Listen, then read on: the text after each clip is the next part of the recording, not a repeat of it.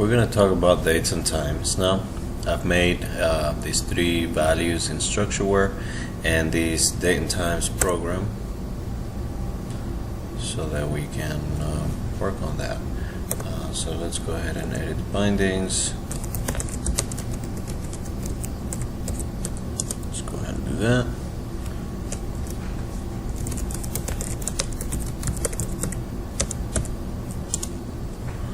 So now let's do this again. There we go.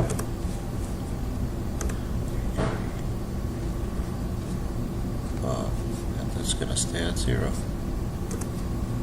So t equals 1. Then if ts is higher than 10, then c equals a plus b, and if. So I see a lot of folks using this as a time delay of 10 seconds in order to delay the execution of line 7. Let's see if that works.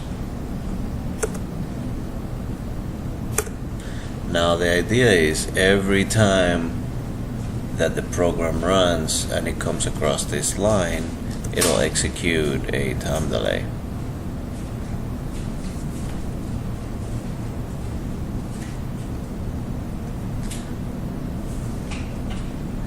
Unfortunately, it only honors that time delay the first time the program cycles through its lines.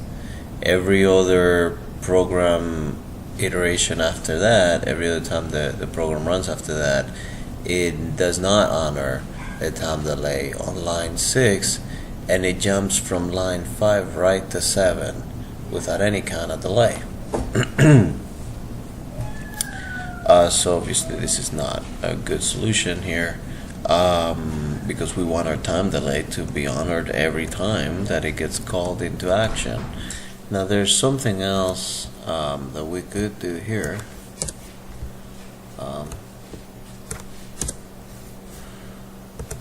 We could do a wait statement.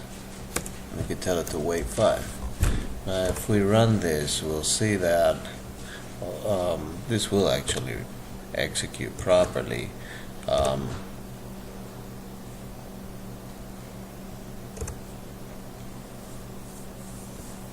We'll see how the 1 will be there for 5, then it goes to 12, goes back to 1, and it stays at 1 for 5 seconds, then hits 12, comes back to 1, stays at 1 for another 5 seconds. So that's working properly.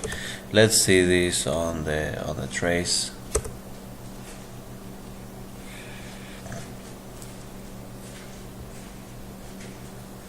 So you can see how it does wait 5 seconds every time, not just the first time that we loop through the program. The only problem with this is wait is a global statement.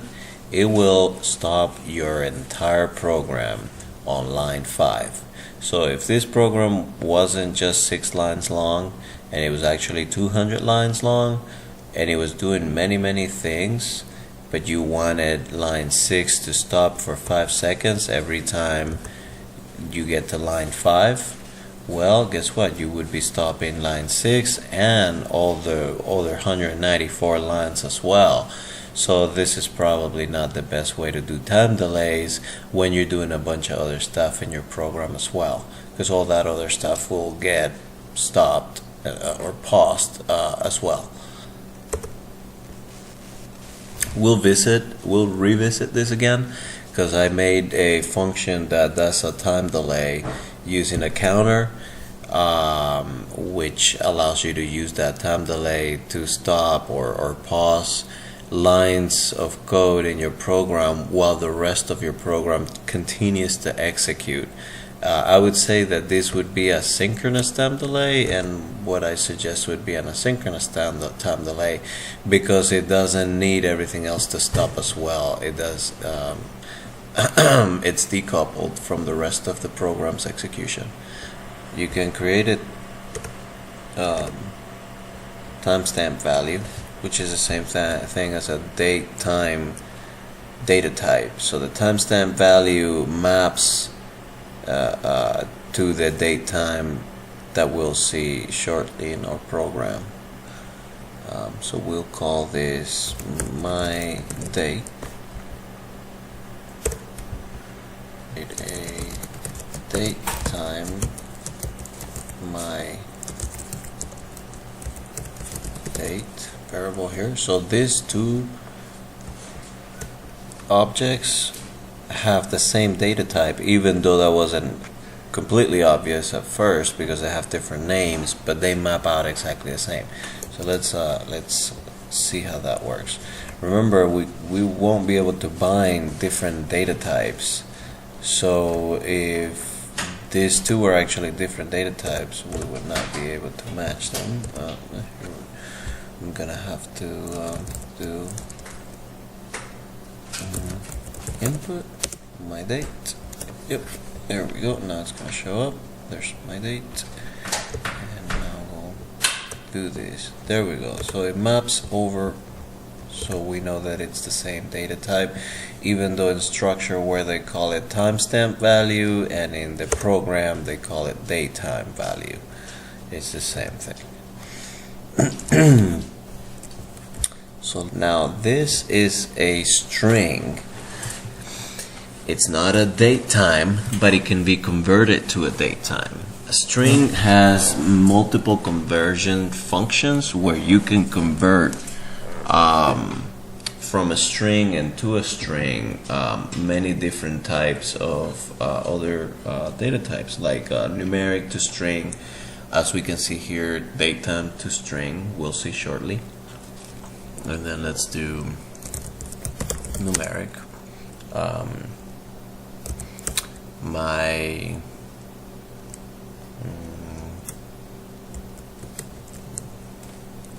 Let's do current date. As a matter of fact, I'm gonna make current, you know what, never mind. Yeah, we'll do just current date, and then we'll do day of month. That's a keyword. See how I got highlighted. Let's call it day of dumb. Oh my goodness.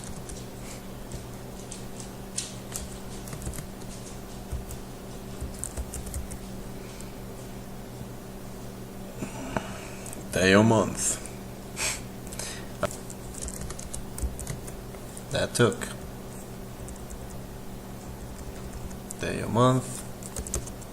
Let's go day of year.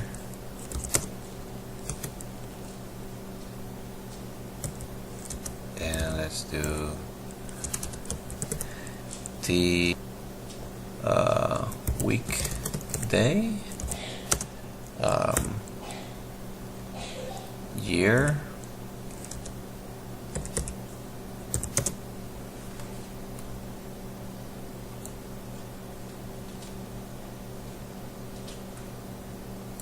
and I do believe that is about it. Alright, so let's see what we got here. So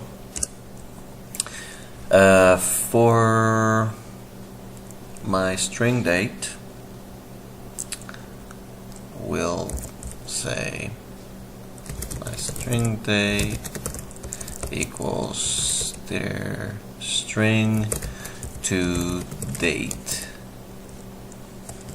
str.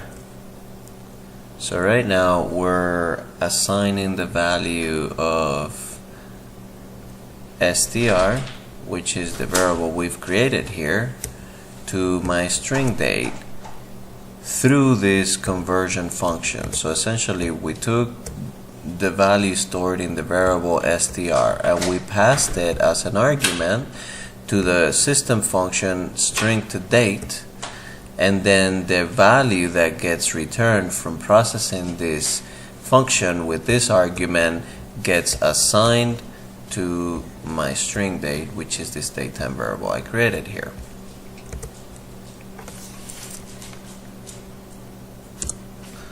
So we're also going to have current date will be date. Date is a another variable, another system variable that gives you the current date. I believe that's actually the current date and time. So let's see what we've got so far. Right, we've got some errors so far. Error in line 2 and 5. Okay, I see our error here. And then on line 2. Oh, I see my error. We cannot initialize and declare within the same line, which is something that most other programming languages can do. So we will go ahead and do that here. And there we go. So let's see if we had anything else to drop here. Nothing more. Everything else is a local variable. Alright, so let us go ahead and see what we've got.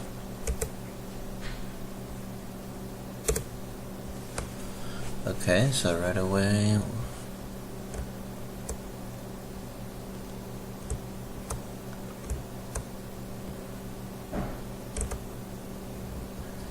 so my string date, March 1st, 2019, 777.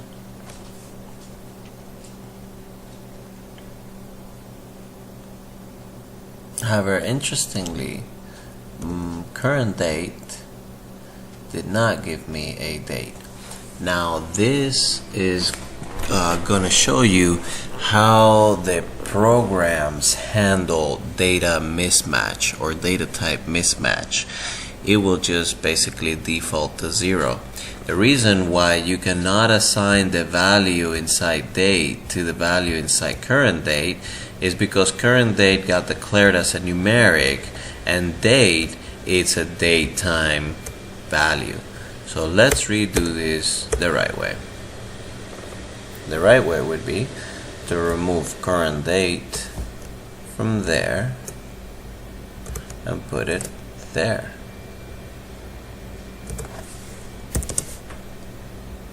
So now it's a datetime variable. So realize we did not fail compilation. It all compiled properly, but at runtime we did not get the expected results. However, now we do have the current time and date.